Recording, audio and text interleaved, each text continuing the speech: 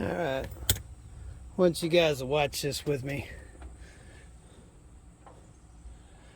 I was able to take this fan cover off. That fan quit on me. And if you guys remember back some videos back, maybe a month or so, it went out on me, and I was able to get by on Saturday there in Cheyenne, Wyoming. They had a freightliner there that was open, and I got a new fan.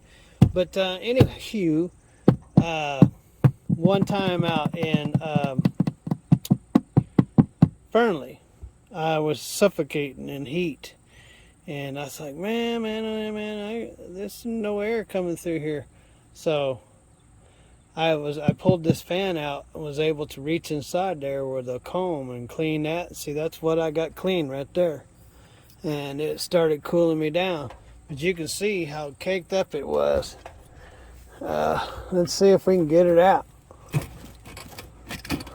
I don't know what this thing here is, and it's stuck on something.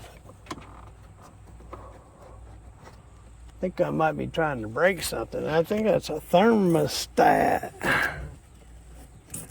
And it's going down inside of there. I better get that out of there.